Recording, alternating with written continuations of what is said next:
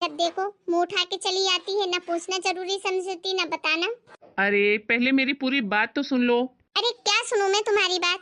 तुम अपनी माँ को बोल नहीं सकते हो? ये उसके बेटी बहू का घर है, क्यों उठा के चली आती है? अपने घर में नहीं रह सकती क्या? वो भी सुकून से रहे और हमें भी रहने दे सुकून से। जब देखो उठ के हमारी ही छाती में मूंग डलने आ जाती है। उसको अपने घर में चैन नहीं मिलता क्या? अरे कैसी बातें कर रही हो पायल, वो माँ है हमारी, ये भी तो उन्हीं का घर है। अरे वो अपने घर नहीं आएगी तो कहाँ जाएगी? थोड़ी बहुत तो इज्जत दे दिया करो। कौन सा तरीका है बात करने का, कुछ भी बोलती रहती हो। देखो जी, एक बात कह देती हूँ, जितनी भी इज्जत देनी थी ना बहुत दे लिया। अब मुझसे एक रत्ती भर का भी नहीं हो पाएगा, ना ही इज्जत और ना ही सम्मान। बहुत हो गया। अपनी माँ को बोलो चुपचाप यहाँ से चली जाए। कोई जरूरत नहीं है हमारे घर में आके बसने की। अच्छा ठीक है, तुम बोलती हो तो मैं उसको ले जाऊंगा यहाँ से, पर एक कप चाय तो दे दो, अब आ ही गई है तो। चाय तो छोड़ो, मैं एक गिलास पानी तक नहीं दूं उस औरत को। अरे बस भी करो, मैंने बोला ना मैं उनको वापस भेज दूंगा, लेकिन अब आ गई है तो चाय ना सही एक गिलास पानी ही दे दो। हमारी माँ है, वो कोई दुश्मन नहीं है। उनको भी अच्छा लगेगा, एक गिलास पानी ही दे दो। उसके बाद भले ही मैं उनको उनके घर छोड़ दूंगा। मत रखना तुम यहाँ।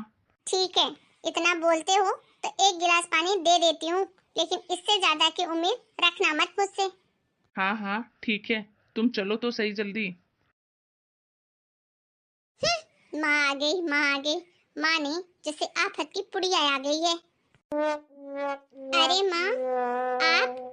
अरे मम्मी, आप कब आई? और राहुल, तुमने मुझे क्यों नहीं बताया कि तुम्हारी माँ नहीं मेरी माँ आई है? अरे मैं तो तुम्हें कब से बताने की कोशिश कर रहा हूँ, लेकिन तुम बोलने दो तब ना, किसी की सुनती कहाँ हो तुम। छोड़ो, तुमसे बहस करने का कोई फायदा नहीं है। और मम्मी, कैसे हो आप? सब कुछ ठीक है ना? अचानक कैसे आना हुआ? आप बैठो, मैं आपके लिए गर्मा गर्म चाय और नाश्ता बना कर लाती हूँ। अरे नहीं नहीं बेटा, रहने दे, कहीं तू थक ना जाए। मुझे चाय नाश्ता कुछ भी करने का मन नहीं है। क्यों मम्मी, आप ऐसा क्यों बोल रहे हो? सच बोल रही हूँ बेटा, मैंने चाय नाश्ता पेट भर तो तभी कर लिया था जब तू दामाद जी को इतनी बातें सुना रही थी उनकी मम्मी के लिए।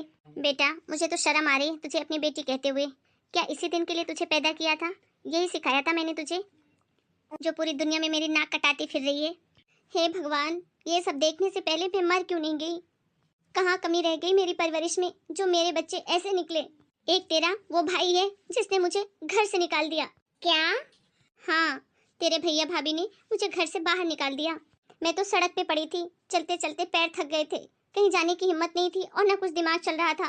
दामाद जी ने मुझे देखा। वो तो भला हो दामाद जी का, उनके माँ बाप के संस्कार अभी भी उनमें जिंदा हैं। कितने अच्छे दामाद जी हैं जो मुझे उठाकर यहाँ लेकर आ गए। मैं तो आ भी नहीं रही थी कि बेटी के घर किस मुंह से जाऊं, लेकिन दामाद जी ने मुझे इतना समझाया कि नहीं मम्मी, ऐसा कुछ नहीं होता, बेटी बेटे से क्या होता है, वो भी तो आपकी बेटी का ही घर है। और मैं यहाँ आकर क्या देखती हूँ कि मेरी ही बेटी अपनी सास के लिए इतना भला बुरा बोलती है। मैं ये क्या देख रही हूँ बेटी कि मेरी खुद की जन्मी बेटी अपनी सास के साथ, दामाद जी की माँ के साथ ऐसा बर्ताव करती है। तुझे बेटा यही सिखाया था मैंने, अपनी सास के साथ ऐसा कोई व्यवहार करता है। एक तेरा भाई है और एक तू है, दोनों के दोनों एक जैसे हो। और एक दामाद जी हैं जो अपनी सास को भी अपनी माँ समझ रहे हैं। माँ, एक बात बताओ, भैया ने तुम्हें घर से निकाल दिया, उसकी इतनी हिम्मत हो गई, तुमने उसको दो कान के नीचे लगाया क्यों नहीं? अकल ठिकाने आ जाती उसकी। बेटा अब तो तू चुप ही हो जा, ज्यादा ज्ञान देने की जरूरत नहीं है। जो तेरे भैया भाभी ने किया है ना, वही तो तू यहाँ भी कर रही है।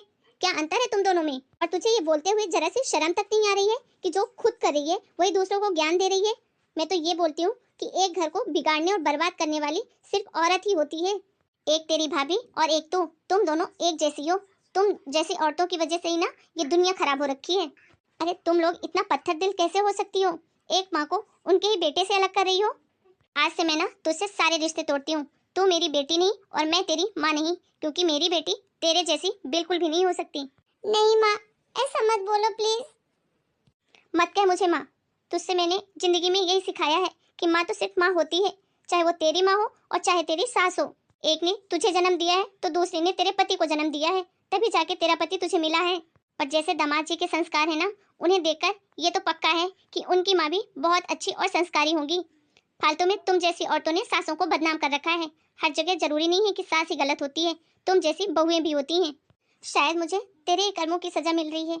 अगर तेरी सास अभी होती मेरी जगह तो तू भी तो उनको अभी तक धक्के मारकर बाहर निकाल चुकी होती। और वही सब तो तेरी भाभी ने भी मेरे साथ किया, मुझे मेरे ही घर से धक्के मारकर निकाल दिया। अब तो तू खुश है ना बेटा, तेरे मन का ही हो गया। भले ही तेरी सास की जगह तेरी माँ बाहर है, और क्या फर्क पड़ा। एक बुढ़िया तो घर से बाहर हुई ना, बेटे बहू ने निकाला ना एक बुढ़िया को। एक बात कहूँ बेटा, तू जैसा बीज बोएगी ना वैसा ही फल काटेगी। कल को तेरे बच्चे बड़े होंगे और तेरे साथ ऐसा करेंगे, तब तुझे समझ में आएगा कि कैसा लगता है। अरे तुझे शर्म तक नहीं आई अपनी सास के साथ ऐसा करते हुए। अब मुझे एक पल भी यहाँ नहीं रुकना है। तेरे जैसी लड़की के साथ रहने से तो अच्छा है कि मैं वृद्धाश्रम में ही रह लूं। शायद इसी की सजा है मुझे। नहीं मम्मी, प्लीज ऐसा मत बोलो, मुझे माफ कर दो माँ। अभी ऐसी गलती कभी नहीं होगी। अरे मुझसे क्या माफी मांगती है? माफी मांगना है तो दामाद जी से मांग, और उनकी माँ से, जिनका तूने दिल दुखाया है। राहुल प्लीज मुझे माफ कर दो, मैंने बहुत गलत किया है तुम्हारे और तुम्हारी माँ के साथ। मैंने अपनी माँ और तुम्हारी माँ में बहुत फर्क किया है, जबकि तुमने मेरी माँ को अपनी माँ के जैसे ही माना है। गलती मुझसे ही हुई है, मैंने तुम्हारी माँ को कभी अपनी माँ माना ही नहीं। मुझे माफ कर दो राहुल, आज के बाद तुम्हें शिकायत का कभी मौका नहीं दूंगी। मैं जितनी इज्जत अपनी माँ की करती हूँ उतनी इज्जत तुम्हारी माँ को भी दूंगी।